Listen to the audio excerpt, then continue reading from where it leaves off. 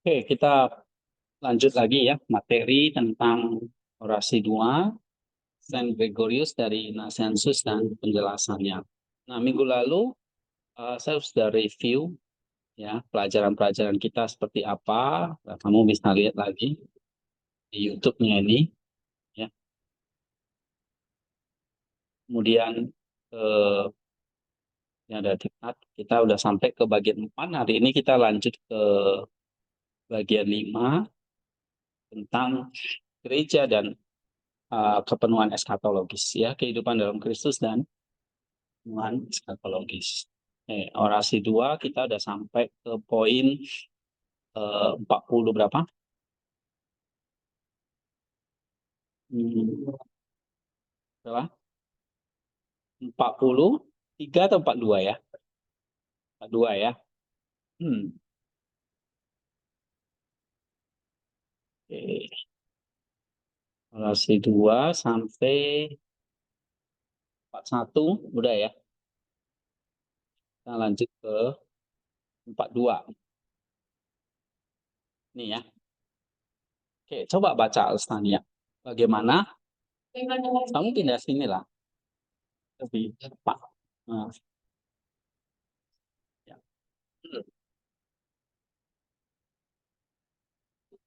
Hmm? Kena angin aja mati dia.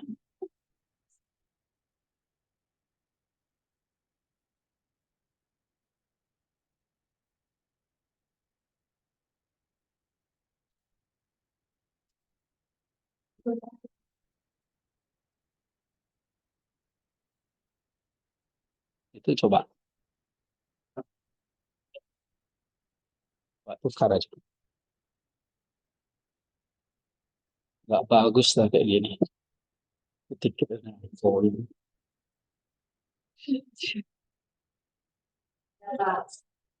Ya, baca. Bagaimana lagi dengan mereka yang datang tanpa data pribadi atau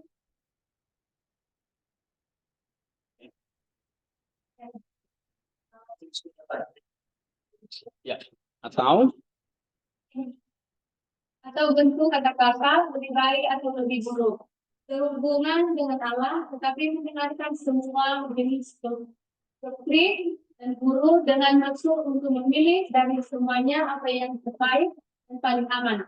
Dengan mengandalkan tidak ada yang lebih baik dalam menilai kebenaran selain mereka sendiri, sebabnya mereka dibangi dan dibelokkan ke sana kemarin oleh gagasan yang tidak masuk akal. dan Dan setelah dipelajari dan diincar-incar oleh berbagai macam doktrin dalam Efesus 4 ayat 14, dalam mengalami perubahan-perubahan yang berbagai macam terjadi pada serangkaian guru dan rumusan-rumusan yang panjang. Yang dengan mudahnya, hmm. yang dengan mudahnya mereka melemparkan kepada angin seperti debu. Telinga dan pikiran mereka akhirnya menjadi letih. Dan betapa bodohnya mereka menjadi sama ciciknya dengan semua bentuk doktrin dan mengambil sifat celaka dengan mencemooh dan merendahkan iman kita sebagai tidak stabil dan tidak sehat. Mewariskan ketidaktahuan mereka daripada guru kepada doktrin, seperti halnya orang yang matanya sakit atau telinganya terluka, mengeluh tentang matahari dan redup dan tidak bersinar, atau suara yang tidak selaras dan lemah. Iya. Terus penjelasannya baca. Gregorius dari Nazianzus mengkritik mereka yang tidak memiliki pemahaman pribadi tentang Allah dan lebih memilih untuk mendengarkan berbagai macam doktrin dari berbagai guru dengan tujuan memilih apa yang mereka anggap baik dan paling aman. Mereka mengandalkan penilaian mereka sendiri untuk menentukan kebenaran yang akhirnya membuat mereka bingung dan tersesat oleh berbagai gagasan yang tidak masuk akal. Gregorius mencatat bahwa mereka yang terus-menerus mengikuti berbagai ajaran tanpa dasar yang kuat, akhirnya mereka merasa lelah dan jijik dengan semua bentuk doktrin. Mereka mulai mencemooh iman Kristen dan merendahkan ajaran tersebut sebagai sesuatu yang tidak stabil dan tidak benar. Iya.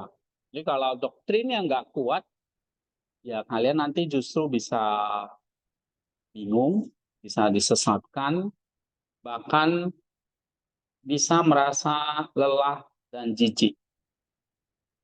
Bisa mencemooh iman Kristen, merendahkan ajaran tersebut, ya karena memang doktrin itu fondasinya, solidnya, gitu.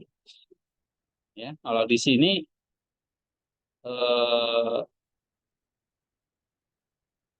kita nggak belajar dengan doktrinnya dengan benar, nah, Gregorius nggak menasehati, akibatnya bahaya. Ya, ya kayak teman-teman kalian itu, salah satu karena lemah doktrin. Terus, Dia menggambarkan mereka sebagai orang yang mengindahkan ketidaktahuan dari diri mereka ke dalam doktrin. Seperti seseorang yang matanya sakit atau telinganya terluka, lalu menurut tentang matahari yang redup atau suara yang tidak selaras. iya. Terus,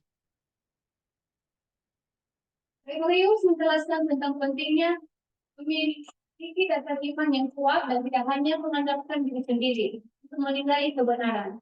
Ketidaktahuan dan ketidakstabilan seorang menolak kebenaran, kita tidak boleh menerima ajaran secara membabi kita, tapi juga mencari pemahaman yang benar dan mendalam tentang iman kita. iya, kita nggak boleh asal terima ajaran itu, tapi kita juga selidiki, ya, pemahaman yang benar dan mendalam tentang iman kita. Terus, Dia juga menekankan bahaya dari cemooh dan ajaran iman hanya karena ketidakmampuan kita untuk memahaminya dengan benar.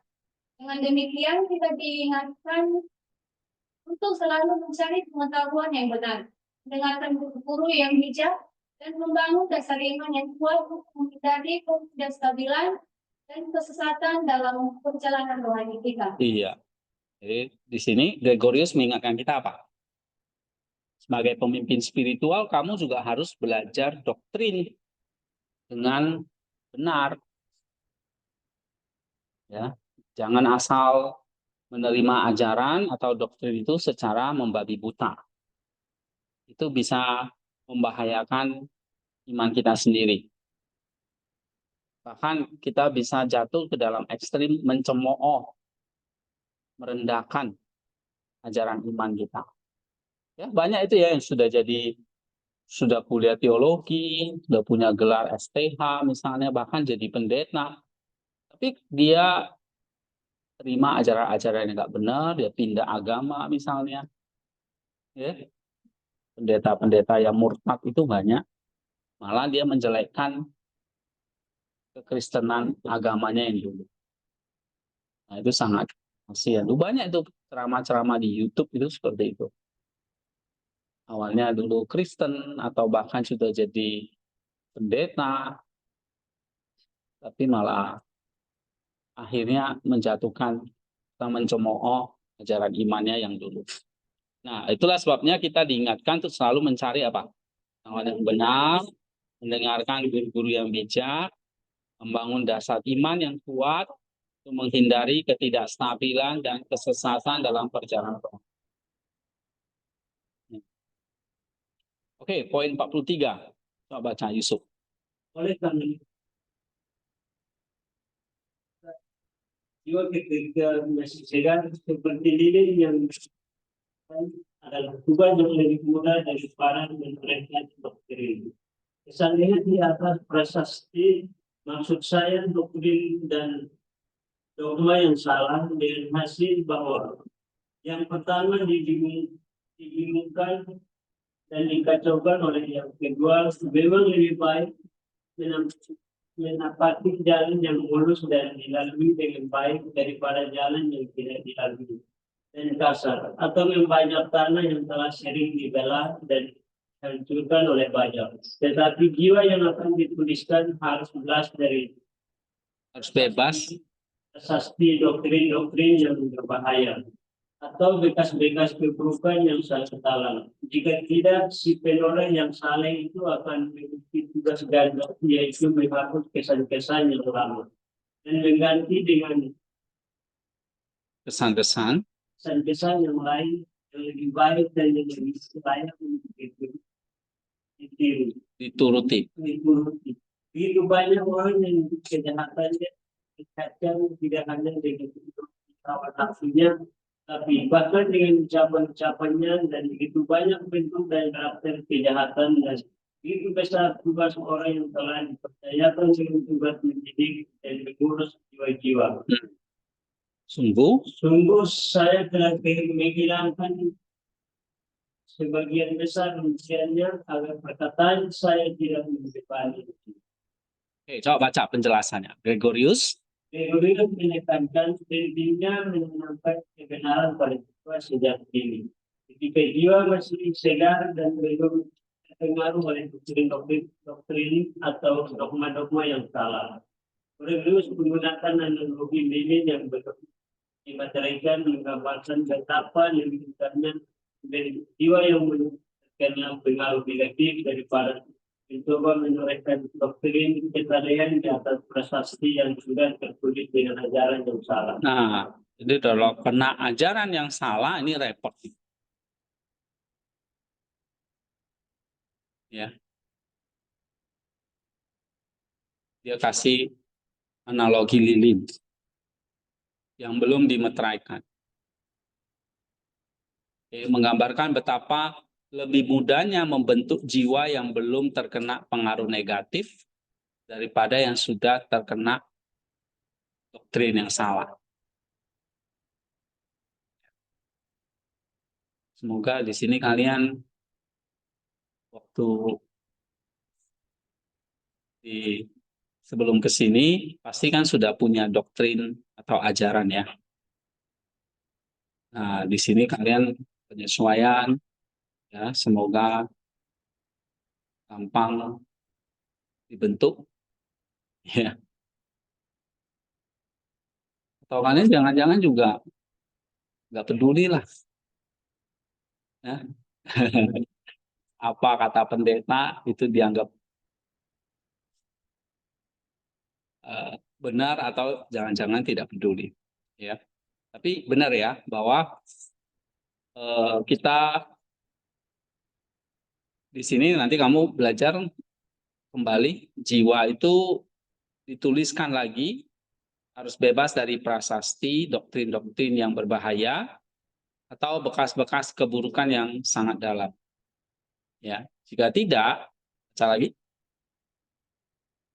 Ia menyebut bahwa jiwa yang dituliskan harus bebas dari prasasti doktrin-doktrin yang bahaya atau bekas-bekas keburukan yang sangat dalam. Jika setiap penoreh yang saleh akan memiliki tugas ganda untuk menghapus kesan-kesan yang lama dan menggantikannya dengan kesan-kesan yang lebih baik dan lebih layak untuk diikuti. Gregorius juga mencatat bahwa begitu banyak orang yang kejahatannya diperlihatkan baik melalui perbuatan maupun ucapan mereka. Tugas mendidik dan mengurus jiwa-jiwa sangat besar, terutama di tengah banyaknya bentuk dan karakter kejahatan yang ada. Oleh karena itu, dia menyoroti kompleksitas dan tantangan besar yang dihadapi oleh mereka yang telah dipercayakan dengan tugas mendidik dan membentuk. Jadi tugas kita kan mendidik, mengurus jiwa, ya, di tengah banyaknya karakter kejahatan yang ada, sehingga ya tantangannya memang bagaimana doktrin itu juga ya doktrin atau ajaran sehat tentang iman, ya itu harusnya menjadi semacam, kalau Maximus mengatakan itu semacam kayak peta. Ya, peta jalan kehidupan kita menuju kepada Sang Logos. Nah, kalau dikasih peta yang salah, akibatnya sampai di mana? Nggak sampai kan? Misalnya kamu tanya, mau ke kota A, ditunjuknya kota B. Kamu nyampainya di mana? Jadi ajaran dan doktrin itu semacam peta atau petunjuk ya untuk dalam perjalanan rohani kita. Jadi kalau kita salah ngajar, kita salah mendidik, ya, ya, akibatnya jiwa-jiwa itu akan salah, tidak sampai pada tujuannya. Terus Gregorius Terus mengajak kita untuk menyadari pentingnya pendidikan jiwa-jiwa sejak ini. Sebelum mereka terpengaruh oleh ajaran-ajaran yang salah. Iya. Jadi kalau sudah dari kecil sudah salah itu susah benerinnya. Ya. Nah, kalian kan masuk di sini sudah gede. Sudah tamat rata-rata 18-19 tahun kan. Ini sudah banyak pengaruh nih ajaran-ajaran yang salah. Ya. Kalau belajar di sini kamu mungkin kaget ya. Oh iya ya, ternyata belajar teologi itu sulit ya. Hah? Atau ada yang sudah merasa begitu? Mana Yusuf? Sulit belajar teologi? Hah? Sulit. Kalau yang mana yang paling sulit? Mata kuliah apa misalnya? Hmm? Semua. Yang mungkin kalian kaget ya di SMA belajar ini itu, tapi kok kayaknya nggak nyambung dengan ya, ada lah ya. Saya kamu di SMA belajar bahasa Indonesia, bahasa Inggris itu masih. Tapi memang ini kan ilmu teologi ya belajar Alkitab. Saya rasa waktu di SMA kan belajar ya, cuma nggak sedetil di sini. Tapi coba baca lagi, jiwa yang masih segar. Jiwa yang segar menjadi kebenaran. Mereka yang sudah terpengaruh oleh doktrin yang salah juga untuk menghapus kesakitan lama dan menggantikannya dengan yang lebih baik adalah tantangan yang besar dan memerlukan kebijaksanaan serta kesabaran. Itu yang sulit.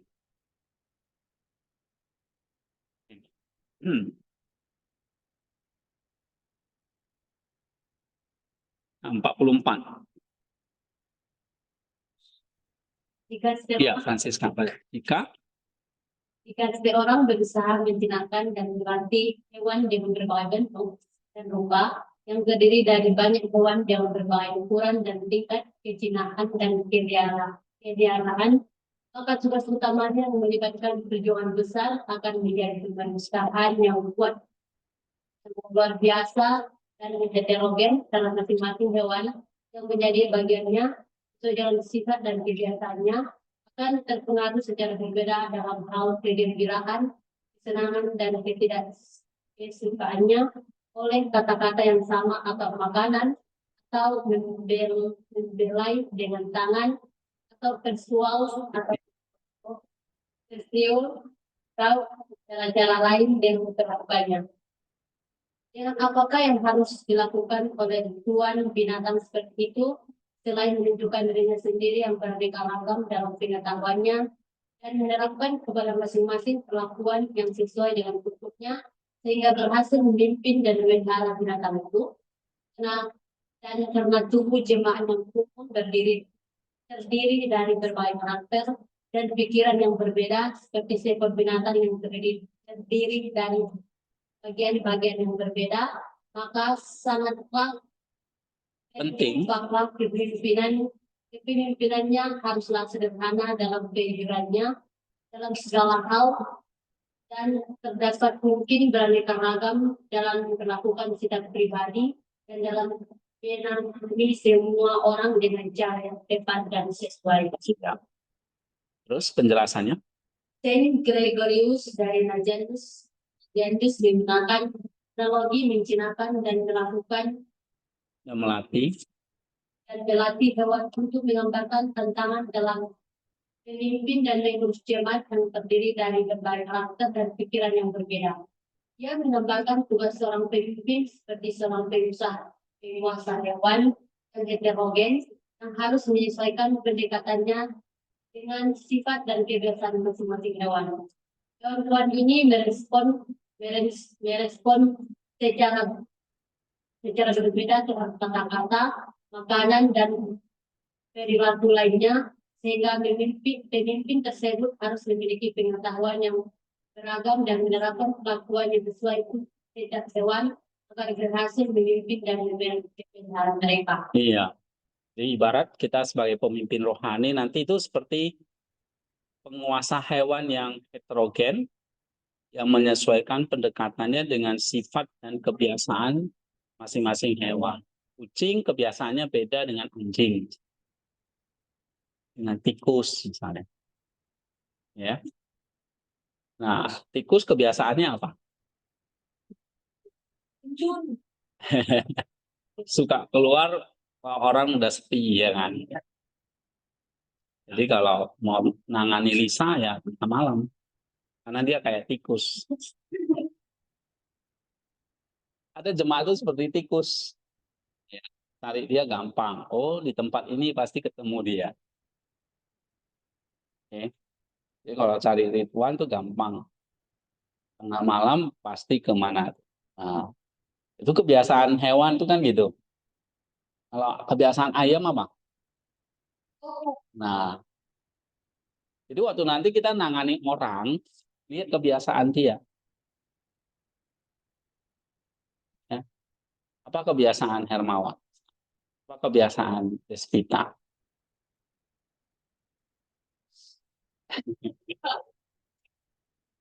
Nah, terus dikatakan di sini, hewan-hewan ini merespon secara berbeda terhadap kata-kata, makanan, dan perlakuan lainnya. Ya, sehingga kita nih sebagai pemimpin harus punya pengetahuan yang beragam, pengetahuan yang banyak, dan terapkan sesuai dengan setiap hewan. Misalnya ayam ya dikasih makan makanan ayam. Kalau dia buaya jangan dikasih sayur.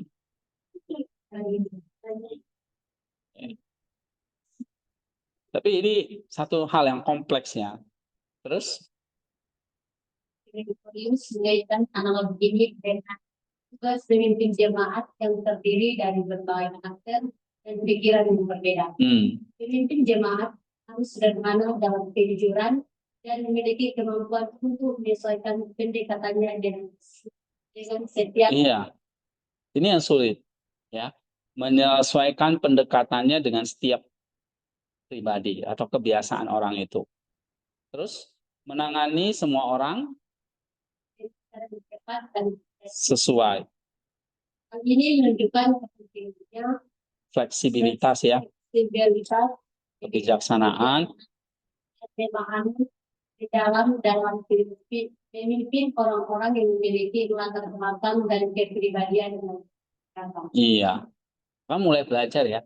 Kamu misalnya setiap hari Minggu ketemu jemaat, kamu amati, kamu perhatikan apa cara dia berkata, cara dia melihat orang, ya interaksi, komunikasi. Nah itu sebenarnya kamu harus belajar di situ memimpin. Oh misalnya kalau dengan orang ini kita mendekatinya dengan cara ini, ya. Nah harus mulai apa nih basa-basinya.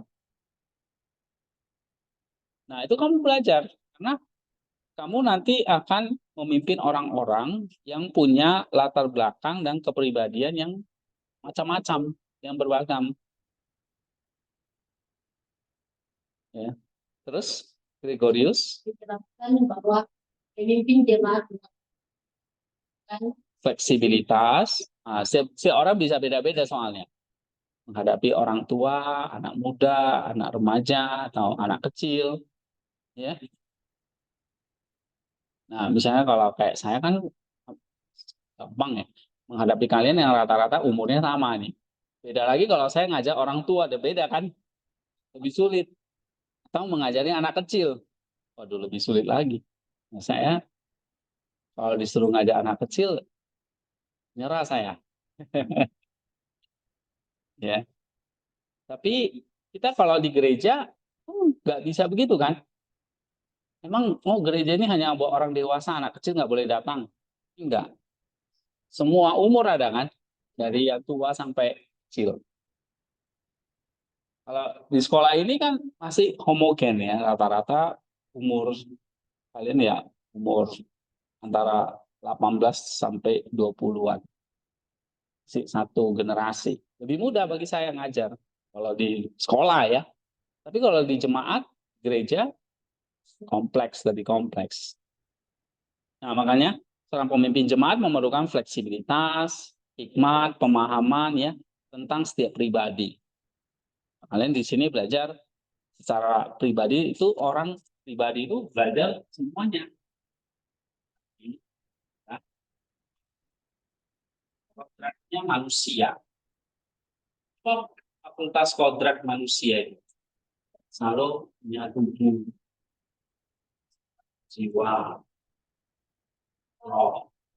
Ya, nah, kamu belajar tubuh, jiwa, roh itu ini dalam roh ini kompleks lagi. Ya, ini spiritual. Oke. Jadi ini ada nanti namanya nous. Ya. Lalu ada namanya timos. Nous, timos, dan satu lagi apa? Kemarin saya bahas itu atos ya. Nafsu. Nih, kamu belajar di sini.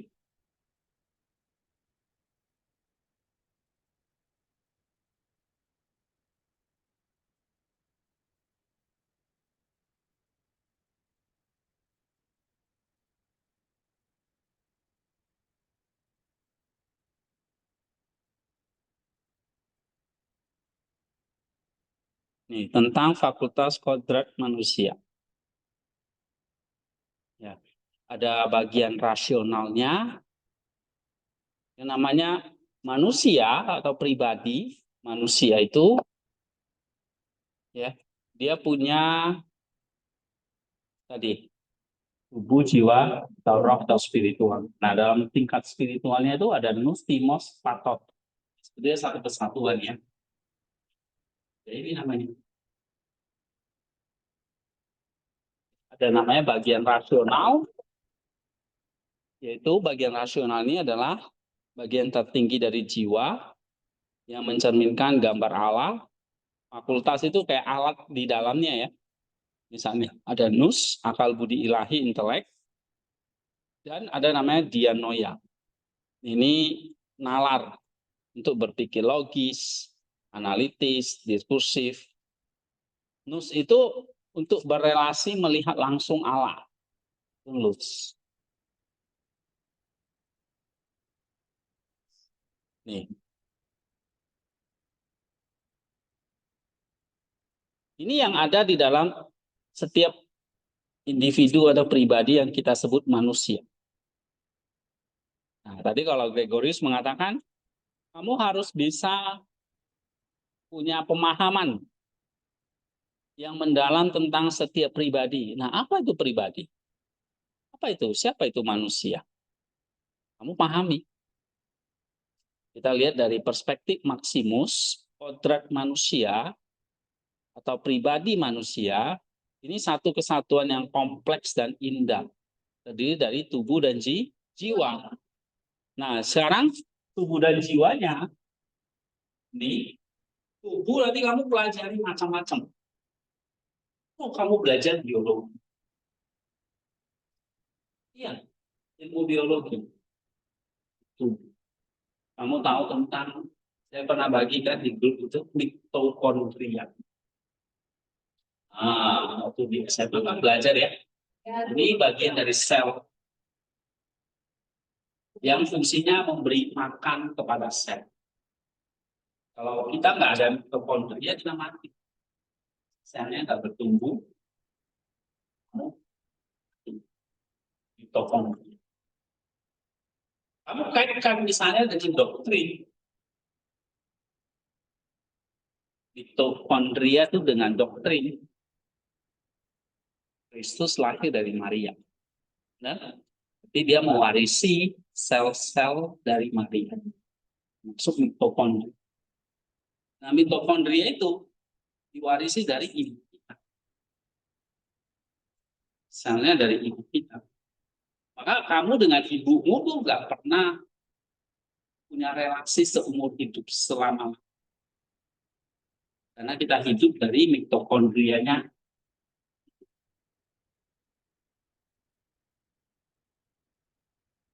Ya. Kristus dengan Maria itu juga begitu. Punya relasi yang kekal. Walaupun ya, kan sekarang ini orang tua dengan anak itu bisa putus hubungan ya secara dari mengatakan kalau saya pulang tuh kakak saya dihapus, dikeluarin dari kakak, ya kan? Kasih tolak, ya pulang sebelum berhasil coret namanya dari kakak. Ya, tapi nggak bisa dicoret dari biologi. Nah ini kamu belajar ya.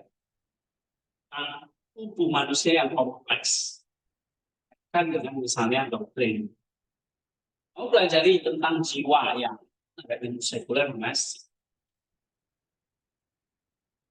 kepemimpinan, macam-macam. Dengan jiwa mimpi itu bagaimana psikologi ya. Nah itu semua untuk mendukung ajaran seperti ini. Ini spiritualnya. Ini teologinya di sini.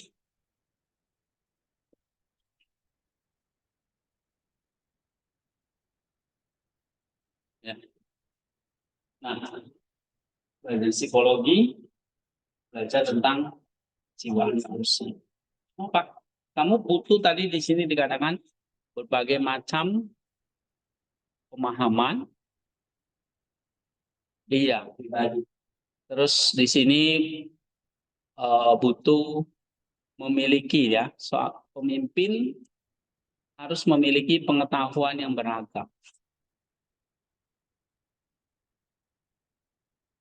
Ya, kamu bisa belajar ilmu psikologi di tempat ini, belajar ilmu biologi, belajar ilmu leadership, belajar teologi, belajar sejarah. Nah, semua pengetahuan itu kembali lagi untuk apa? Kamu bisa memahami tentang pribadi manusia yang punya fakultas tubuh dan jiwa. Itu soma, jiwa itu psikis, psyche. Ya, nah dalam jiwa yang kompleks ini punya yang namanya, nah ini yang tidak dipunyai oleh binatang. Manusia punya satu fakultas lagi yang namanya roh atau spiritual. Nah di dalam roh atau spiritual ini macam-macam lagi. Nus, ada dianoia, ada logos. Ini bukan logos langsung logo ya, tapi ini satu fakultas untuk berpikir. Ya, kita udah pernah singgung dulu tentang nous, logos, dianoia ini. Nah, sekarang kita ulangi lagi. Secara garis besar, jiwa ya, ini kita nggak bicara tentang tubuh. Kalau bicara tentang tubuh, berarti kamu perlu belajar ilmu tentang biologi misalnya, tentang tubuh, anatomi tubuh. Misalnya tentang sel, tentang kulit, tentang macam-macam lah ya, anggota tubuh kita. Itu penting. Misalnya yang saya share tentang mitokondria itu menarik sekali. Ya, sehingga kita dengan ibu kita itu nggak pernah kita mewarisi mitokondria dari ibu. Kita nggak pernah bisa mengatakan aku bukan anak ibu, nggak bisa. Cara biologi. Ya, nah itu kita bisa kaitkan dengan masalah doktrin. Nah, sekarang apa yang dikatakan oleh Maximus ya? Bagaimana dengan fakultas kodrat manusia, terutama tentang jiwa ini. Kalau tubuh kan macam-macam ya, sel dan segala macam. Nah, tentang jiwa, di dalam jiwa ada apa? Kalau dalam tubuhmu ada sel, ada darah, ada tulang, ada zat-zat mineral, ya, ada air. Nah, kalau dalam tubuh, dalam jiwa itu ada apa? Ada dua bagian utama, yaitu bagian rasional, intelektual, dan bagian non-rasional atau yang pasif. Nah, bagian rasional itu dibagi lagi. Ada nous, itu intelek. Ya, apa itu fungsinya? Nous itu mata jiwa. Fungsinya untuk apa? Berpikir secara diskursif. Maksudnya secara langkah demi langkah. Ya, bukan untuk berpikir langkah demi langkah, tapi secara langsung, persepsi spiritual langsung. Nous itu fakultas yang diciptakan untuk melihat, berkomunikasi secara langsung dengan Allah. Dan untuk memahami logoi, prinsip-prinsip ilahi dari segala sesuatu. Jadi dengan nous kamu bisa mengenali logoi kamu. Ya. Nah, kondisi idealnya adalah jernih, murni, terfokus sepenuhnya pada Allah. Kondisi jatuhnya gelap, tercemar oleh hasrat, terfragmentasi oleh pikiran-pikiran yang kacau, nanti logismoi, dia tidak lagi melihat Allah, tetapi harusnya nusnya idealnya kan lihat Allah, tapi malah lihat ciptaan. Iya, hal-hal indrawi. Bukan lagi kepada Allah sebagai pencipta, tapi kepada hal indrawi atau ciptaan. Nah, ini nus yang pertama. Yang kedua adalah dianoia. Dianoia itu bedanya dengan nus adalah dia itu akal rasional atau nalar. Fungsinya apa? Fakultas berpikir logis, analitis, dan diskursif. Diskursif itu langkah demi langkah ya. Ia memproses data dari indera, membuat penilaian, menyusun argumen, dan merencanakan. Ini adalah akal yang kita gunakan di dalam sains, dalam filsafat, dalam kehidupan sehari-hari. Nah, kamu bisa berpikir, berinteraksi, membuat konsep. Nah, itu karena kita semua punya dianoia. Kalau kamu binatang, kamu suruh tulis nggak bisa, menyusun argumen nggak bisa, ya, disuruh buat penilaian nggak bisa, memproses data nggak bisa, karena mereka nggak punya dianoia, manusia punya. Oke, apa kondisi idealnya? Sebagai alat, fungsinya sebagai alat atau pelayan bagi nous. Nah, jadi nous kerjanya lewat dianoia. Setelah nous menerima pencerahan ilahi, dianoia membantu mengartikulasikan dan menerapkannya. Tetapi ketika manusia jatuh dalam dosa, dia jadi sombong dan berontak. Dianoia itu mencoba mengambil alih posisi nous sebagai fakultas tertinggi. Ya, dia mengandalkan kekuatannya sendiri dan menolak kebenaran spiritual yang tidak bisa ia ukur. Itu kondisi jatuhnya. Jadi ada nous dan dianoia. Nah, yang bagian non rasional, ya, tadi ini bagian yang rasional ya. Nah, non rasional itu ya tadi yang saya sebut ada namanya epitumia atau pathos. Nah, ini adalah bagian jiwa yang terkait dengan hasrat, emosi, dan energi. Nggak jahat, tapi diciptakan untuk dikendalikan atau diarahkan oleh bagian rasional. Tadi bagian rasional itu apa? Dianoia dan nous. Nah, terdiri dari apa saja yang non-rasional ini? Ada satu namanya epitumia, inilah namanya keinginan atau hasrat konkupisen. Nah, nanti kita jelasin ya. Konkupisen itu maksudnya adalah ini fakultas untuk menginginkan, epitumia itu menginginkan atau merindukan sesuatu.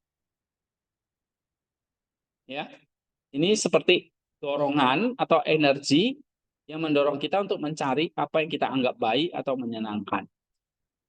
Nah, itu epitumia. Kondisi idealnya apa? Diarahkan oleh nous untuk merindukan satu-satunya kebaikan sejati, merindukan Allah. Sehingga ada namanya istilahnya eros ilahi, kerinduan suci. Kita punya kerinduan untuk bersekutu dengan Tuhan. Nah, itu karena apa? Karena kita punya epitumia. Iya. Tapi ketika jatuh, akhirnya epitumia ini jadi tidak teratur dan memberontak. Dia tidak lagi merindukan Allah, tapi merindukan kenikmatan indrawi yang fana. Misalnya tentang makanan lah, seks lah, kekayaan, dan sebagainya. Jadi kalau manusia itu kok serakah, amat tentang makanan, tentang seks, karena epitumianya jatuh. Iya, harusnya diarahkan untuk Allah, merindukan Allah, tapi merindukan kenikmatan indrawi, kayak makanan tadi.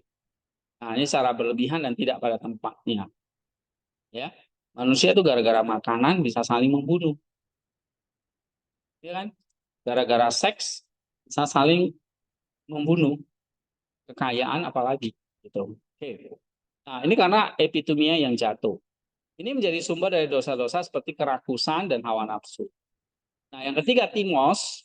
Timos itu tadi yang saya sebutkan, itulah gairah, semangat, hasrat yang irasibel. Maksudnya, ini fakultas untuk energi, ketegasan, dan agresi. Semangat, ada gairah. Tadi ada keinginan atau hasrat. Ini semangat atau gairah, hasrat. Ya, ini seperti semacam energi yang mendorong kita untuk melawan apa yang kita anggap jahat atau menghalangi kita mencapai apa yang kita inginkan. Nah, kondisi idealnya bagaimana? Diarahkan oleh nus untuk secara agresif melawan dosa. Kita ada semangat melawan dosa, melawan godaan, melawan si jahat. Itu yang idealnya.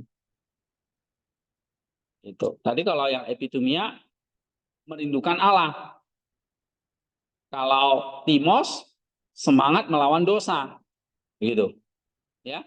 Nah, ini menjadi kebenaran spiritual dan ketekunan dalam perjuangan asketis. Tetapi karena jatuh, akhirnya tidak teratur dan memberontak. Timos ini tidak lagi melawan dosa, tapi meledak menjadi kemarahan, benci, iri hati, dan kekerasan. Ya. Kalau kita benci, akhirnya kita bisa melawan kekerasan namanya membunuh. Kalau kita iri hati, kita marah. Nah, ini adalah kondisi timos yang jatuh. Dia marah, benci, iri hati, kekerasan terhadap sesama manusia yang dianggap sebagai ancaman atau saing. Nah, ini kondisinya. Ya. Lalu ada satu lagi yang keempat namanya telema. Telema itu fakultas sentral yang mengintegrasikan semuanya. Telema itu artinya apa? Oktober. Telema artinya apa? Tidur artinya. Ya kan? Telema artinya tidur. Nah, itulah kalau orang yang sudah ngantuk. Telema artinya apa? Kehendak. Itulah fakultas yang sentral yang mengintegrasikan semuanya. Apa itu telema atau kehendak? Ada dua. Telema fisikon ini kehendak yang kodrati, yang asli, dan kehendak genomik. Ini kehendak pilihan atau deliberatif. Kehendak kodrati itu maksudnya apa?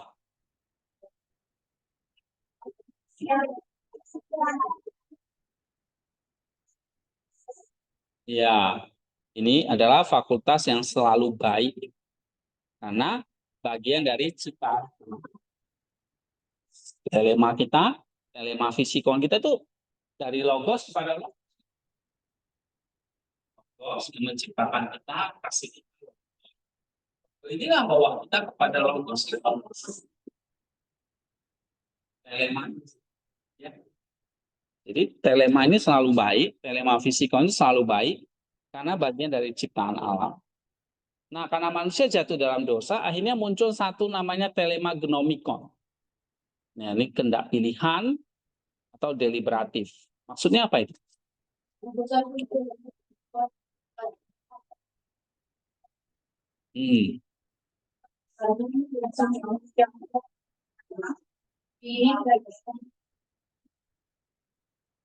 Iya. Jadi ada satu kehendak yang kita diberi kebebasan, ya, dan tanggung jawab moral untuk memilih, untuk mengikut kehendak Allah atau menolak. Nah, ini kehendak pilihan. Ya, itu telema gnomikon. Nah, idealnya adalah kehendak gnome kita itu harusnya bebas, konsisten, memilih, menyelaraskan dengan telema fisikon. Atau ya yang sesuai dengan kehendak Allah. Ini yang ideal. Tapi karena jatuh, gnome memilih untuk mengikuti apa? Hasrat yang tidak teratur. Hasrat itu tadi dua, epitumia dan timos. Gnomenya ikut itu, bukan mengikuti nous. Nah, ini dia.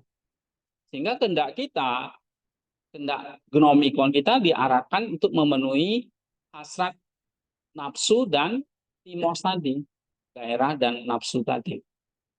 Ya, inilah yang menciptakan konflik internal dalam diri kita. Oke, kalau kita ringkas dalam sebuah tabel itu seperti ini. Ada fakultas namanya nous, dianoia, epitumia, timos, telema. Nah, ini bagian jiwanya, rasional, non-rasional, sentral. Fungsi ideal nous-nya adalah persepsi langsung akan Allah, kontemplasi. Ketika jatuh, memberontak, akhirnya jadi gelap. Nous-nya terikat pada indera dan logismon. Dianoianya adalah melayani nous, harusnya mengartikulasi kebenaran. Tapi jatuh jadi sombong rasional, menolak yang spiritual. Jadi kalau nggak perlu Allah, nggak perlu baca kitab suci, nggak mau doa, ini karena dianoianya sombong. Ya. Lalu yang epitumia non rasional, yang idealnya merindukan alam, eros ilahi, tapi jatuh jadi macam-macam hawa nafsu. Ya, misalnya tadi seks, makanan, kekayaan dan sebagainya. Timos ini kegairahan, keberanian, melawan dosa, keteguhan. Tapi karena jatuh akhirnya jadi marah, benci, iri hati. Nah, dari semua itu ada telema atau sentralnya, di pilihan bebas bersatu dengan Allah yang benarnya. Di jatuh pilihan untuk mengikuti hasrat pemberontakan. Ya. Oke. Coba baca Margaret. Memahami Fakultas ini sangat penting karena ini memungkinkan kita untuk memetakan apa yang menjadi reaksi aktivisme. Setiap praktik asketis, doa puasa pengampunan dirancang secara spesifik untuk menyembuhkan dan mendisiplinkan salah satu dari fakultas yang terluka ini. Dengan tujuan akhir memberikan seluruh pribadi kita ke dalam harmoni aslinya di dalam Kristus. ya. Jadi kalau kamu lihat di sini, kalau kita memahami siapa kita, siapa pribadi itu, ya. Nah, kamu bisa memetakan apa yang menjadi reaksi asketisme. Maksudnya, misalnya kalau kamu doa, puasa, atau pengampunan, ya. Nah, kamu bisa menyembuhkan dan mendisiplinkan fakultas yang terluka ini. Atau yang jatuh ini. Sehingga nanti pada akhirnya bisa memulihkan seluruh pribadi kita.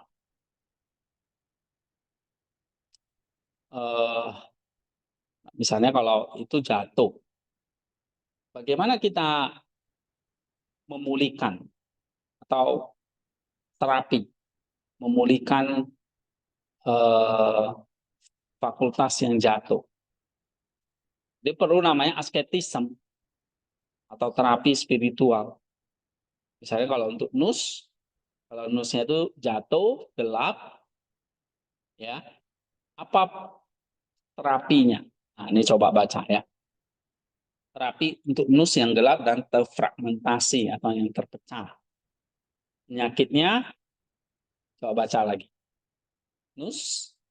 Telah berpaling dari alam pada dunia indrawi. Ia tentunya dikompatif dan dikendalikan oleh logisme. Sampai hasrat, kehakiman, kecemasan, dan lain-lain. Nah, itu nusnya gelap. Dia nggak bisa lagi melihat Allah. Yang ada dikendalikan oleh pikiran-pikiran logisme. pikiran-pikiran yang jahat, penghakiman, kecemasan ya. Bagaimana mengatasi nus yang gelap ini? Ada asketisme atau terapi latihan spiritual yang harus kita jalani. Misalnya nepsis. Itulah kamu belajar filokalia ya sama Pak Yayan ya. Nepsis itu apa? Coba baca lagi. Nih, Selvin gantian. Iya. Nih. Ini adalah praktik penggunaan struktur yang besar. Seperti seorang menjaga gerbang, kita belajar untuk mengamati sumber pikiran yang mencoba masuk ke dalam hati. Nih ya, nepsis itu waspada. Kewaspadaan spiritual yang konstan. Artinya yang terus-menerus. Kayak kamu menjaga gerbang, ya, kita belajar mengamati. Siapa yang mau coba masuk kan kita amati, kayak kamu jaga pos. Ada orang asing masuk, kan kamu amati. Ini siapa ini? Stop dulu, jangan masuk. Siapa kamu? Nah, gitu. Nah, itu nepsis. Menjaga nus kita supaya tidak diserang oleh pikiran jahat logisnya. Ya, kalau ada orang setiap pikirannya mau mencoba masuk, kita nggak langsung terimanya, tapi periksa. Kamu tiba-tiba diserang penyakit pikiran jahat. Kamu tanya, pikiran ini datang dari Allah nggak? Atau dari ego saya, atau dari si jahat? Nah, itu namanya nepsis. Ya. Nah, jadi selalu waspada supaya nusnya tidak gelap. Oke. Nah, cara yang kedua dengan praktik doa Yesus tadi yang kita pelajari. Doa yang tak henti-hentinya atau proseuche. Inilah obat utama untuk nus. Jadi menyembuhkan nus itu ya praktikkan doa Yesus. Sudah diajarin belum Burina? Sudah. Apa isi doa Yesus?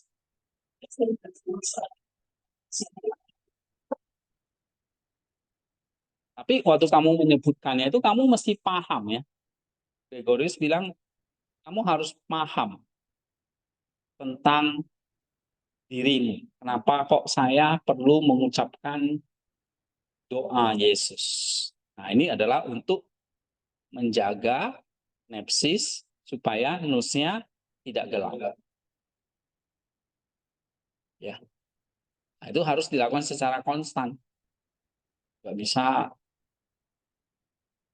ya hanya pas pelajaran aja gitu. Kalau enggak, ya enggak.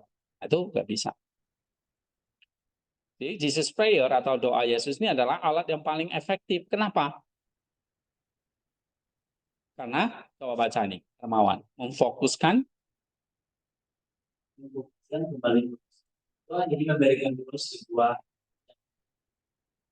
kegiatan tanpa tujuan, terus difokuskan pada satu hal, namanya Yesus. Iya. Jadi nusnya dikendalikan dengan fokus kepada satu nama yaitu Kristus, Yesus Kristus. Maka doa ini diulang-ulang terus supaya fokus, ya, difokuskan. Nusnya fokus pada satu hal yaitu nama Yesus. Itu paling efektif. Yang kedua, namanya Yesus sendiri memiliki kuasa ini. Dengan Yesus memanggil nama, kita mengundang terang Kristus untuk masuk dan secara bertahap mengusir kegelapan dan dosa. iya. Jadi kalau kamu nanti belajar doa Yesus, nama Yesus itu punya kuasa penyembuhan. Ya. Karena di balik nama itu ada pribadi yang berkuasa. Bukan namanya jadi mantra, enggak. Tapi nama itu mewakili, menjadi simbol dari satu pribadi yang namanya Kristus. Dia punya kuasa penyembuhan. Ya. Dengan terus-menerus memanggil namanya yang mengandung kuasa ya. Bukan nama secara simbolis, tapi nama pribadi itu mengundang terang Kristus untuk mengusir kegelapan dan logisme.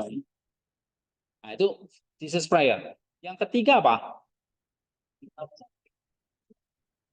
Ya, itulah sebabnya kenapa kita atau kalian di tempat ini saya suruh selalu bawa suci. Ya, nah, ini kan kalian nggak bawa. Ada, kamu nggak ada. Oh, oke. Kenapa? Kitab suci itu bukan untuk mengumpulkan informasi, itu tugas Dayononya, tapi memberi makan nus. Kayak perutmu kan, tubuhmu perlu diberi makan setiap hari.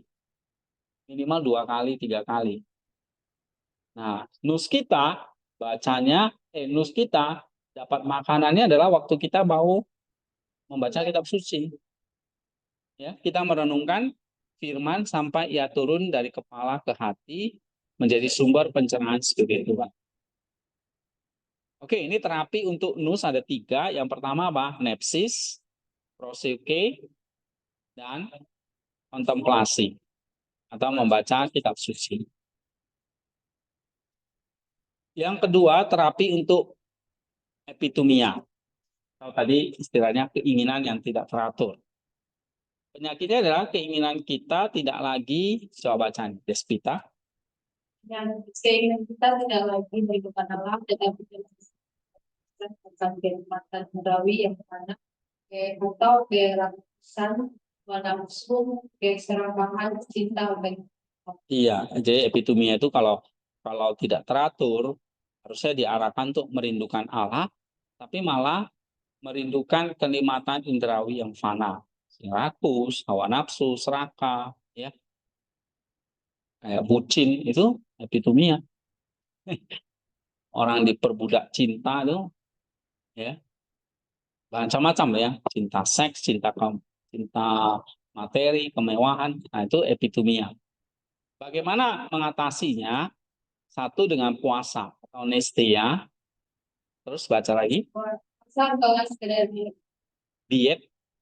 ya, ini adalah spiritual untuk melatih kembali keinginan dengan secara sadar melakukan keinginan yang lebih besar atau mengandung kita memperkuat otot keinginan kita Dan mengajarkan epitumia. Iya. Kenapa kalau kita berlatih puasa? Puasa dari sisi kesehatan itu baik. Secara tubuh baik. Tapi secara jiwa, ini bukan bentuk hukuman ya. Atau puasa itu bukan menghancurkan tubuh kita, enggak. Ini latihan spiritual untuk menolak keinginan yang lebih rendah dulu, makanan. Jadi kalau kita udah bisa menolak secara sadar tentang makanan, nah kita bisa mengatasi yang lain. Tapi kalau masalah perut aja belum bisa, kita sulit. Ya, memang masa pertumbuhan seperti kalian itu harus perut itu yang jadi tuan. Kalau perut saya lapar, saya nggak bisa berpikir, nggak bisa, ya benar ya. Karena memang mungkin udah terbiasa makan, perut itu nggak boleh lapar. Bagaimana ya? Kita sekali kita lapar. Nah, ini adalah untuk melatih bahwa yang menjadi tuan itu bukan perut, tapi Kristus. Ini bisa memperkuat otot kehendak kita. Ya. Nah, tentu harus bertahap sih ya.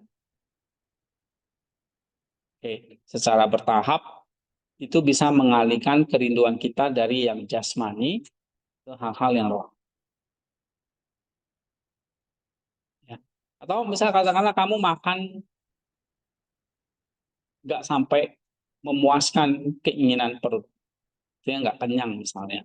Nah itu bisa jadi satu latihan untuk ya kita fokusnya bukan pada makanan, tetapi kepada syukur, kepada hal-hal yang rohani, misalnya hal syukur atau hal yang anugerah yang kita bisa nikmati. Nah itu puasa ya, puasa itu bukan diet. Biasanya kalau anak cewek itu suka diet ya. Kalau udah mulai gemuk, dia puasa. Yes. Oke. Tapi juga harus dilihat sebagai latihan spiritual ya.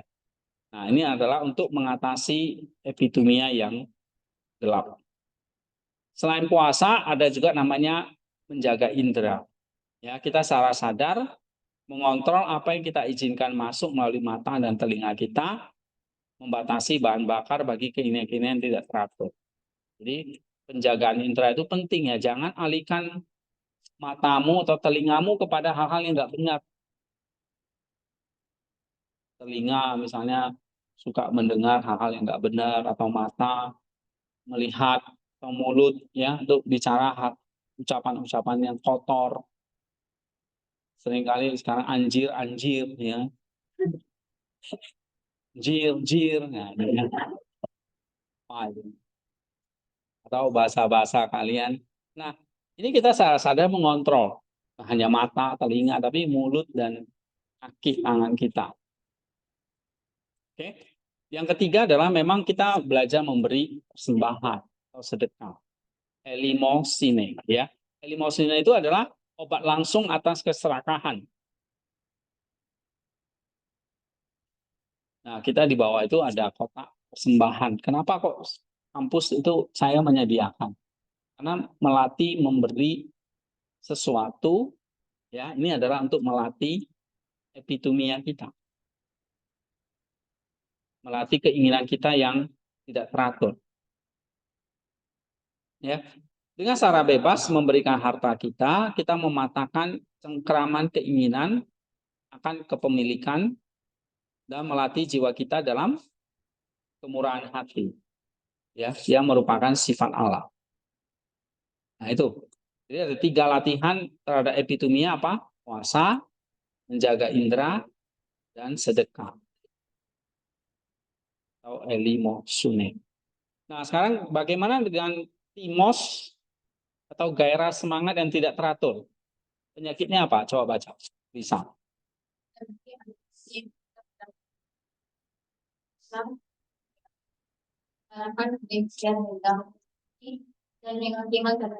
Nah, jadi kalau kita bisa marah, benci, sampai iri hati, dan bahkan menfitnah, menjatuhkan orang, itu karena timos kita tidak teratur. Ada fakultas dari jiwa kita yang namanya timos yang tidak teratur. Nah, ini hati-hati, ini penyakitnya. Harusnya kita pakai untuk melawan dosa, tapi malah menjadi alat untuk berbuat dosa. Ya. Bagaimana resep asketisnya atau terapinya? 1, melatih kelembutan hati dan kesabaran. Atau protes. Baca lagi. Jadi kalau provokasi, kita berhenti diam berdoa. Dengan lembut. Nah, ini penting. Apalagi kalian kehidupan bersama ya. Mungkin ada orang-orang yang menyebalkan atau ada orang-orang yang tidak suka sama kita. Bagaimana kita praktik aktif menahan reaksi marah? Ya. Gampang kita diprovokasi kan. Benar nggak? Ya. Tapi gimana kita melatih kelembutan hati dan kesabaran? Pilih untuk diam, atau berdoa, atau meresponinya dengan lembut. Nah, kalau kita dengan marah dan benci, ya itu bukan mendinginkan, tapi memanasi timos yang sudah panas, tambah panas. Ya. Jadi memang kadang-kadang kita harus pilih, udah diam. Terserah dia mau ngomong apa. Kita nggak perlu cari tahu. Orang itu di belakang kita ngomong apa ya. Nah, hidup kita nggak bisa tenang gitu. Jadi belajar untuk diam atau berdoa atau merespon dengan lembut. Ya. Nah, ini kelembutan hati. Yang kedua, kita belajar tidak menghakimi. Coba baca. Ya, yang seperti kita secara sadar dalam produk menghakimi atau status spiritual orang lain, menyerahkan simbol kehakiman kepada Allah. Ini memotong akal dari iri hati dan kebencian. Iya, jadi kalau untuk mengatasi iri hati dan kebencian, ya jangan menghakimi. Ya, itu caranya. Yang ketiga, pengampunan aktif. Bisa itu kita tidak hanya menekan diri dan alat kita berdoa untuk orang yang ini adalah cara paling radikal untuk mengubah dan dari destruktif menjadi konstruktif, mengubahnya menjadi belas kasihan. Iya. Bagaimana kita mengatasi kebencian? Ya, caranya mengampuni. Gitu. Nah, dari tiga ya. Mengatasi gairah atau timos yang tidak teratur itu kelembutan hati dan kesabaran. Yang kedua, tidak menghakimi dan pengampunan yang aktif. Bagaimana dengan telema kita yang gagal? Kehendak pilihan tadi ya, telema gnomikon, kehendak pilihan yang melemah. Coba baca nih, Clara. Kita ini adalah Penyakitnya dulu. kehendak yang kita bahwa menjadi dan berbudak oleh hasrat. Dia tidak lagi mampu secara konsisten memilih yang baik. Nah, ini seringkali kita ya, memilih untuk melanggar aturan. Atau memilih sesuatu yang jahat. Nah, ini telema gnomikon. Bagaimana mengatasi kelemahan ini? Telema gnomikon ini ya dengan ketaatan hupakue. Coba baca lagi. Kita akan punya latihan khusus kehendak kita kepada kehendak lain yang lebih bijaksana. Seorang pembimbing rohani, aturan, biara atau ajaran gereja. Ini bukan tentang kehilangan kebebasan, tetapi tentang membebaskan kehendak kita dari tirani ego. Dengan belajar taat dalam hal kecil, kehendak kita dilatih dan diperkuat untuk pada akhirnya dapat taat kepada Allah. Iya, ketaatan solusinya. Taat mulai dari hal-hal yang kecil. Taat kepada pembimbing rohani. Taat kepada aturan, misalnya kalau di sini aturan sekolah atau ajaran gereja. Ya. Dengan belajar taat ini mulai dari hal-hal yang kecil, kita dilatih, diperkuat untuk pada akhirnya taat kepada Allah. Jadi, bagaimana mengatasi telema gnomikon yang melemah?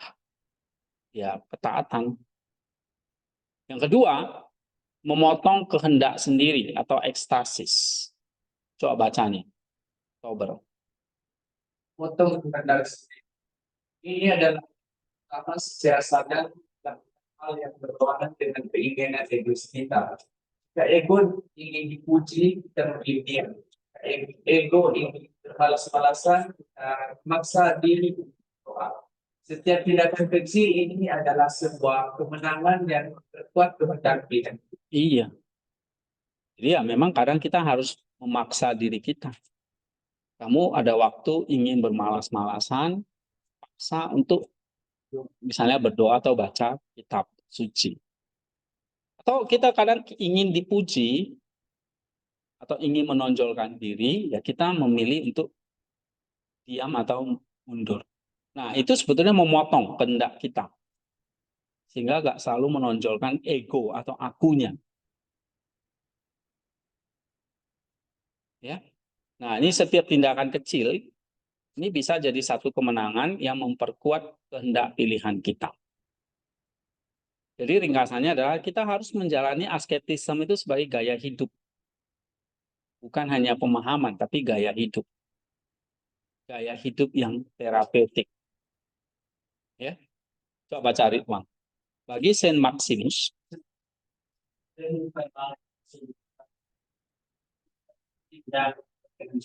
ya, apa saja? Puasa membantu jernih terus. Doa yang jernih membantu kita mengendalikan timos. Kendalian timos memperkuat kehendak kita. Iya, pada akhirnya begitu. Ya, puasa membuat nus kita jadi jernih. Dengan doa yang jernih membantu kita mengendalikan gairah. Gairah memperkuat kehendak kita. Tujuan akhirnya Pengantinnya adalah total pribadi manusia, di mana semua fakultas jiwa dan tubuh kita kembali berfungsi secara harmonis sesuai dengan logos pencipta mereka.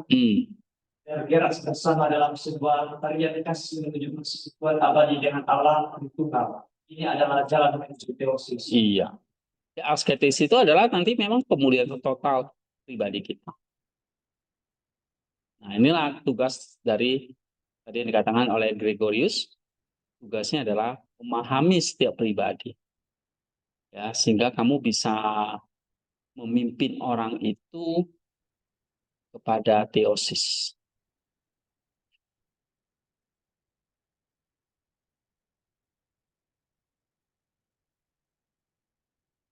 Oke, ini ada pertanyaan-pertanyaan lain lagi ya.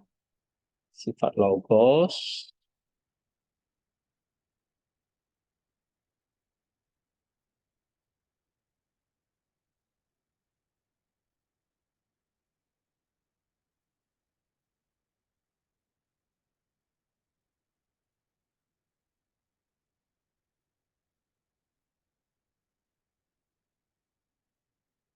Oke. Jadi kamu bisa baca selanjutnya yang lain.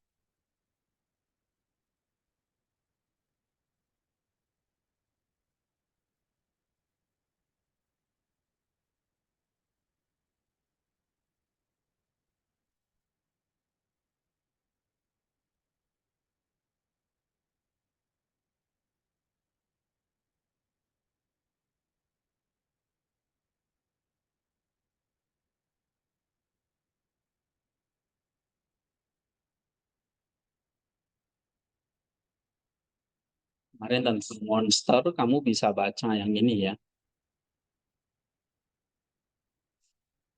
Oke, itu ada cerita Frankenstein yang menarik. Ya, saya beri judul Freud, Maximus, Paulus, dan Frankenstein. Ya, teori dari Freud itu psikoanalisis, id-ego, superego. Nah, bagaimana membandingkannya itu misalnya dengan spiritual yang kita pelajari di sini ya. Misalnya tentang nous, logos, timos, dan epitumia. Nah, ada satu contoh kasus tentang Paulus ya di Roma pasal 7 yang kita pelajari ya. Katakan Paulus dalam Roma pasal 7 itu satu studi kasus, dan yang menarik itu misalnya cerita novel yang berjudul Frankenstein. Ini kan karya dari Mary Shelley ya. Ini di satu novel fiksi tentang monster yang diciptakan oleh Victor Frankenstein. Tapi sebetulnya cerita ini kan novel ya, cerita karangan Mary Shelley lah. Tapi di balik itu ya ada simbol-simbol atau makna-makna rohani yang kita bisa pelajari. Ya. Ada yang udah pernah nonton nggak? Mungkin novelnya belum pernah baca ya. Tapi pernah nonton filmnya. Saya rasa ini film klasik ya. Dulu pernah di TV-TV kan sering itu muncul. Hah? Nggak pernah ya? Kasihan ya. Oke, kalau gitu kita baca ya. Cerita Frankenstein ini berarti kita kaitkan tadi dengan nous, timos, dan apa tadi epitumia ya. Oke, coba baca nih Ibu Neti. Hubungkan analisis ini dengan Frankenstein. dengan sebuah yang sangat baik. Frankenstein adalah sebuah ide modern yang kuat yang secara sadar atau tidak mengeksplorasi tema-tema teologis yang sama dengan yang kita diskusikan, penciptaan, Jatuhan. kejatuhan sifat kejahatan dan penderitaan dari konflik batin.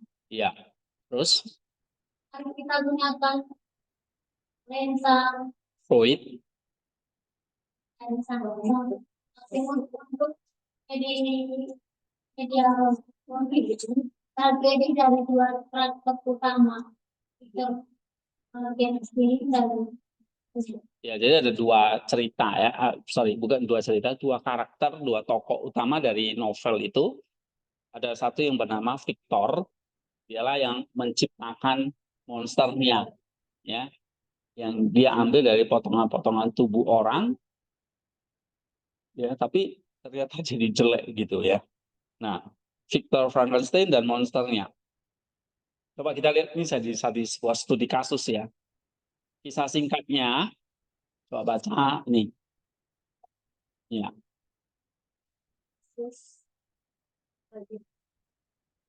Frankenstein.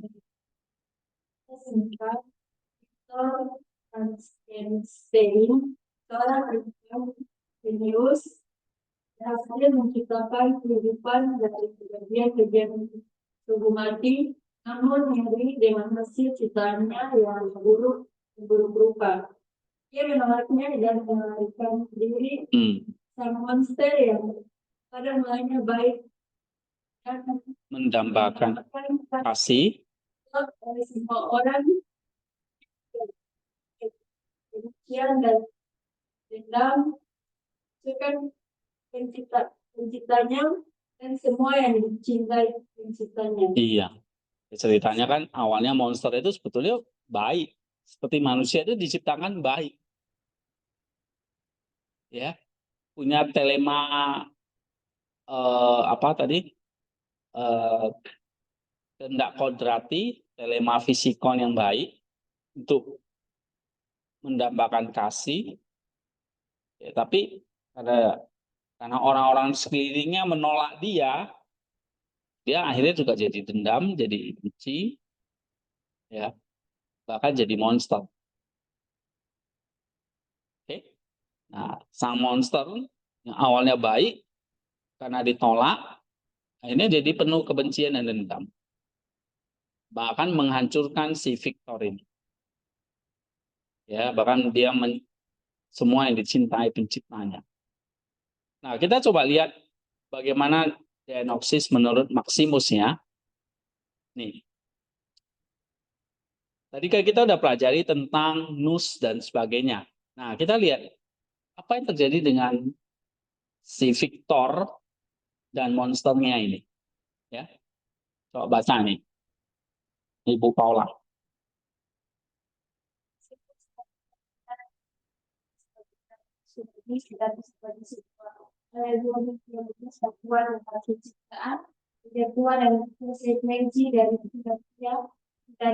Iya. Terus? Sebagai Adam yang sombong. Jadi gambarannya sebagai Adam dia ya, Victor. Terus nous yang disalahgunakan?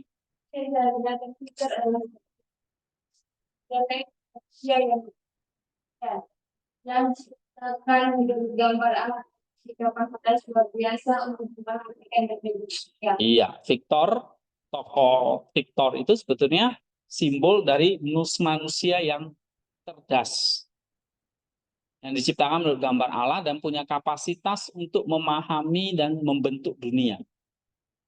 Makanya Adam itu diberi tanggung jawab untuk mengelola dunia. Ya, itu gambaran dari Victor. Terus yang kedua, Philautia sebagai dosa asal. Nous. Naos.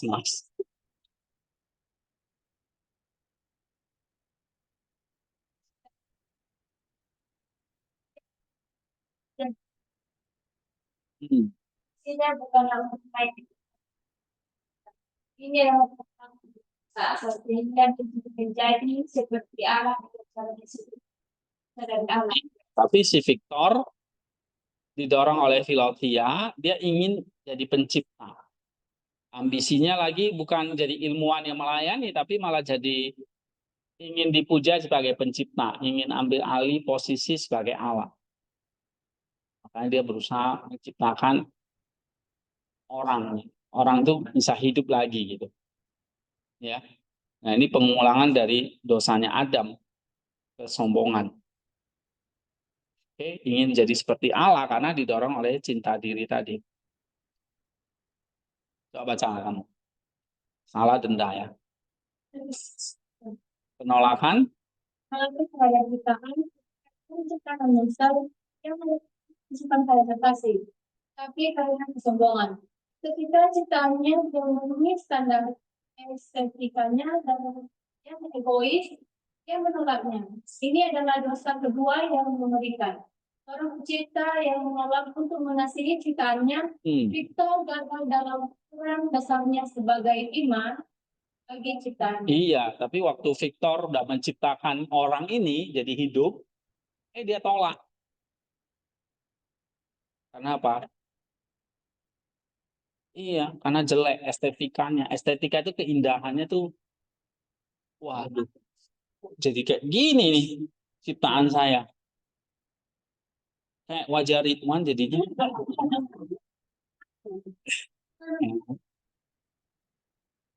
Akhirnya dia tolak. Padahal Allah nggak seperti itu kan. Ya, jadi Victor itu gagal dalam perannya sebagai imam bagi ciptaan.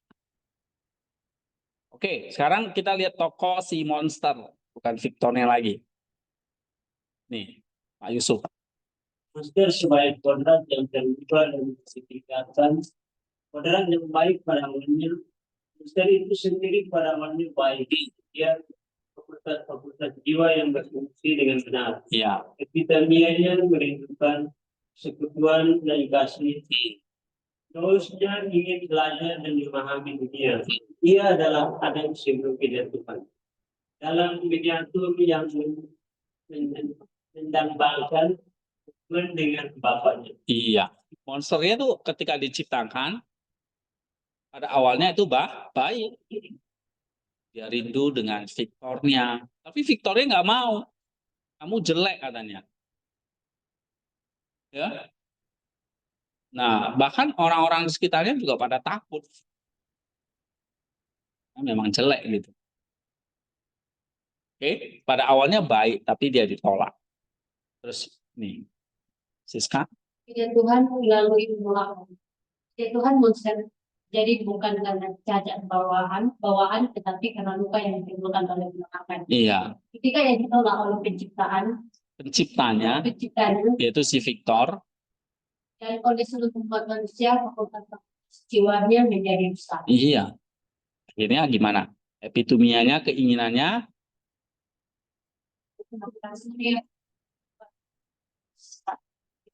iya. Keinginannya, epituminya ini jadi putus asa dan jadi benci. Terus gimana dengan timos atau gairahnya? Seharusnya digunakan untuk kejahatan, ini berbanding menjadi kemarahan dan keinginan dendam terhadap dunia yang menyakiti. Iya, maka kamu lihat nanti di dalam film itu atau dalam novel itu si monsternya itu akhirnya merusak, membunuh orang-orang di sekitarnya.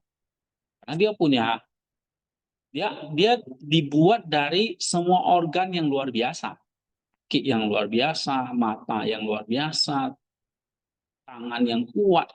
Jadi si Victor itu cerdas, ya sengaja ambil tubuh yang memang punya kualitas yang baik. Tapi karena hasilnya jelek, mukanya jelek, ya dia ditolak. Akibatnya si monsternya itu marah, ya, dan dia menyakiti orang-orang di sekitarnya. Nah, itu cerita novelnya itu seperti itu ya. Oke, jadi gambaran. Nah, ini kan kalau kamu pelajari ya, kan ilmu sastra ya. Bisa dikaitkan selalu dengan doktrin.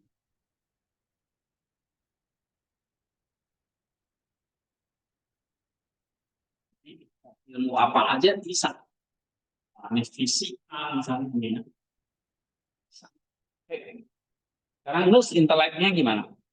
Jadi jelas dipenuhi dengan pemikiran-pemikiran tentang ketidakadilan dan pembinaan diri dan atas tindakan-tindakan jahat. Iya. Sebenarnya akhirnya Nusnya jadi gelap. Pikirannya nih dunia nggak adil. Dia membenarkan diri atas semua tindakan jahat. Adalah jadi sebuah tragedi namanya. Tragedi ontologis. Coba baca Margaret. Kalau ini adalah gambaran sempurna dari dosa yang bekerja. Dosa Victor kesombongan menciptakan kondisi penolakan yang menyebabkan kejatuhan monster. Dosa kemudian menyebar seperti penyakit, menciptakan siklus kebencian dan kehancuran yang tak terhindarkan. Iya, begitulah tragedi manusia itu seperti itu. Dosa itu jadi kayak penyakit, membuat siklus kebencian dan kematian yang tidak terhindar. Ya, yang kedua, Keduanya menjadi tawanan dari hasrat-hasrat mereka yang rusak. Victor diperbudak oleh rasa bersalah dan ketakutan. Iya. Monster diperbudak oleh kemarahan dan kesepian. Keduanya terasing dari persekutuan. nah, baik Victor maupun si Victornya itu sama-sama diperbudak oleh si salah. Iya, diperbudak oleh patos atau epidemia. Tidak, Pengejaran di kutub utara adalah gambaran dari neraka. bahkan sampai dikejar sampai di kutub utara. Ini gambaran dari keterasingan total. Terus Keterasingan total, ketiadaan kasih dan siklus kebencian yang tak berujung antara dua makhluk yang serikat oleh dosa mereka. ini antara monster dan Victor itu saling bunuh-bunuhan akhirnya.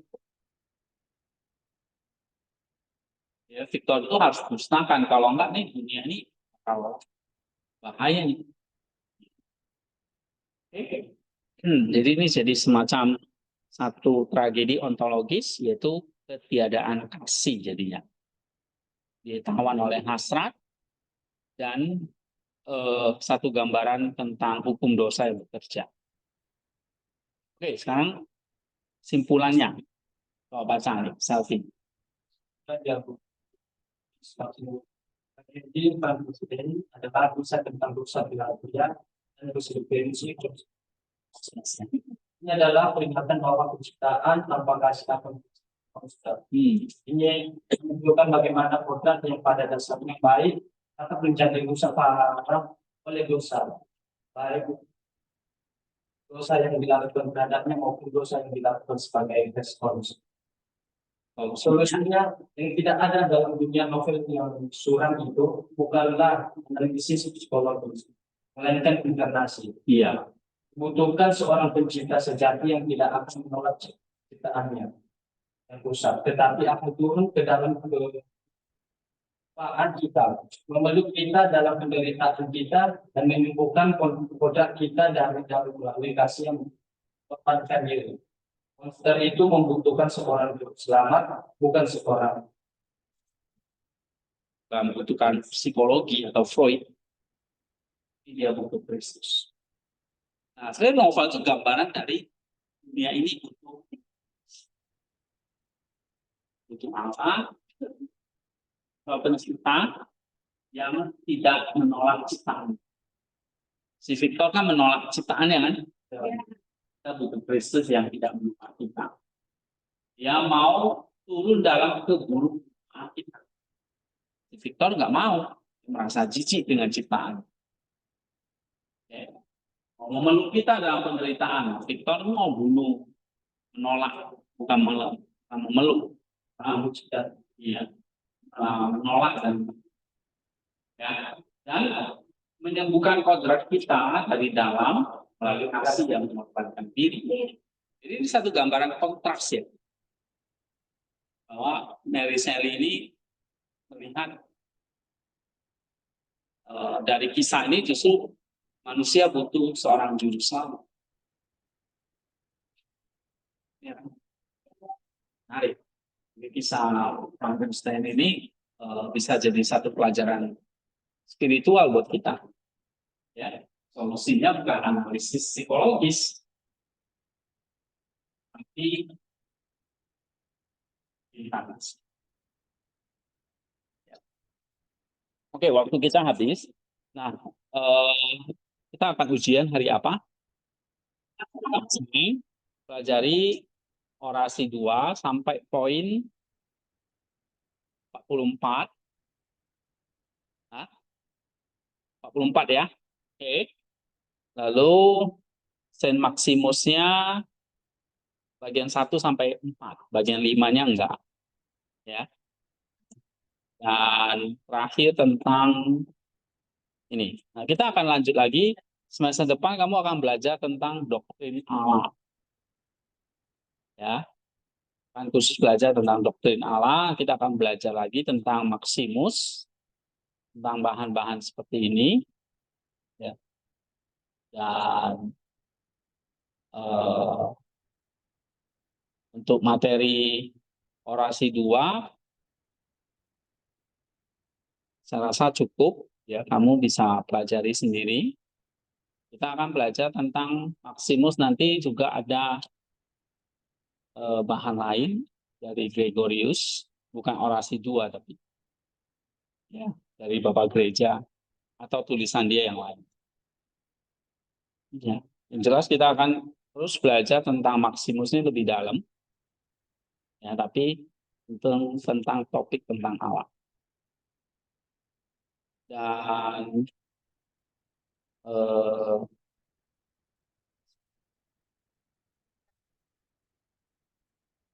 tugas-tugas mingguannya itu udah dikumpul semua? Sudah ya. Oke, supaya nanti dinilai nggak ada yang ada nilai. Oke, ada pertanyaan?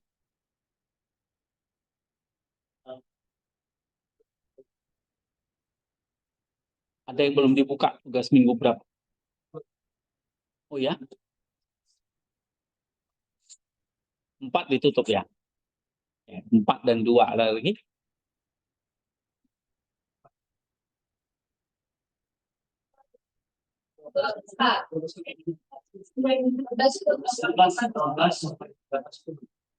Enggak ditutup Pak. Ya.